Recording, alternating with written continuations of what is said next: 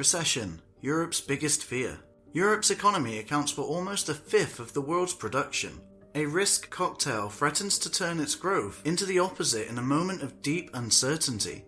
Even before Russia invaded Ukraine in February, concerns about inflation in Europe swelled. While some argued it was temporary, others warned that it was a sign of a deeper crisis. Now, more than half a year after the beginning of the war in Ukraine, a new debate is taking hold in Europe. Is a recession inevitable? Economists warn that a recession at the end of this year or early next year seems increasingly possible as risks pile up. Let's look into the details of how the recession is Europe's biggest fear right now. Energy crisis. The biggest concern for Europe's economy is access to energy. It was feared that Russia could completely cut off gas supplies to take revenge for harsh sanctions after the invasion of Ukraine.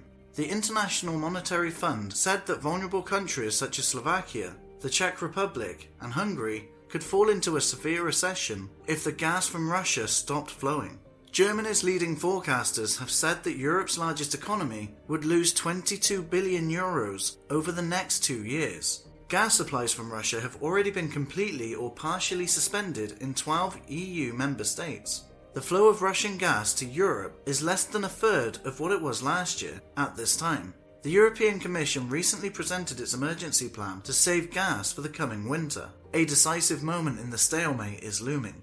Concern has mounted since Russian gas giant Gazprom closed the Nord Stream 1 pipeline for scheduled maintenance, pushing European gas prices to their highest level since March. Pipeline flows are essential and have historically covered an estimated 12% of EU demand.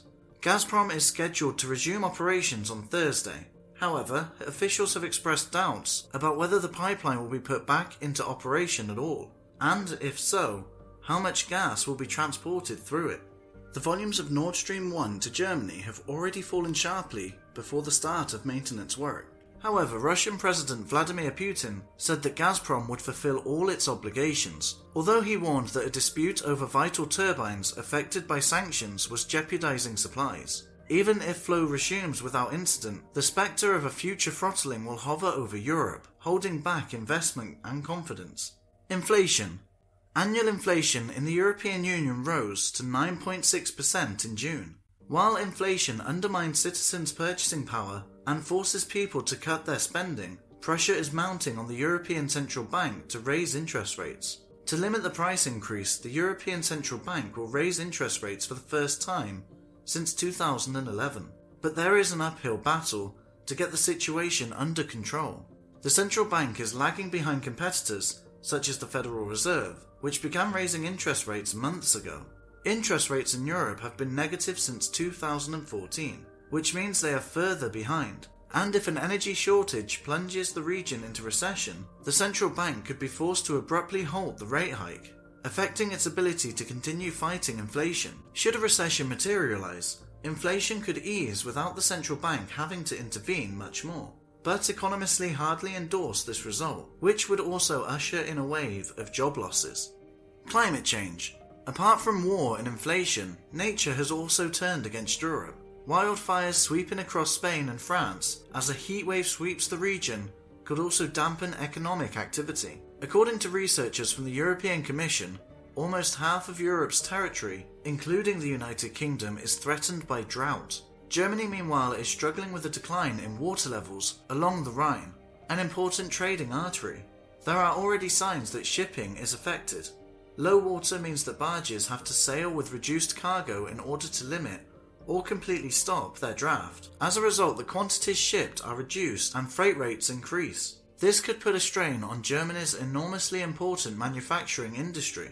Researchers at the Kiel Institute for the World Economy found that in a month of 30 days of low water, the country's industrial production drops by about 1%.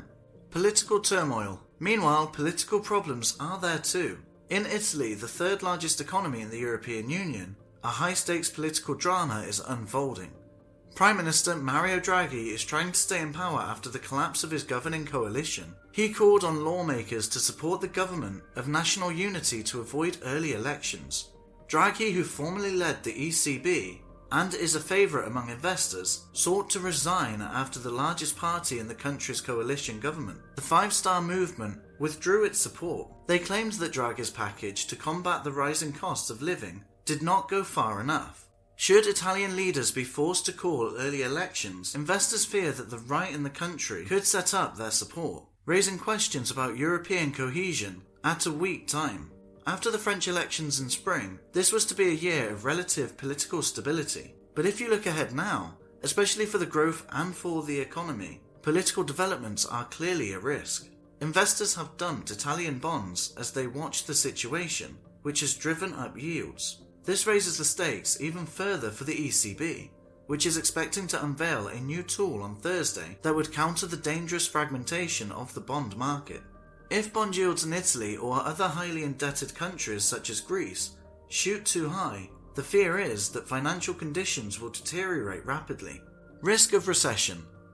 An economic forecast published by the European Commission in July predicts that the EU economy will grow by 2.7% in 2022 and by 1.5% in 2023. Annual average inflation is expected to reach a record high of 8.3% this year before falling to 4.6%. A recession is not yet in place as fiscal finances remain strong and public investment increases. This summer is also expected to bring a busy travel session despite the chaos at airports, which will support economic activity. While a sharp decline in growth is 100% certain, the chances of a full-blown recession are lower, anywhere from 30 to 43% according to most optimistic economists.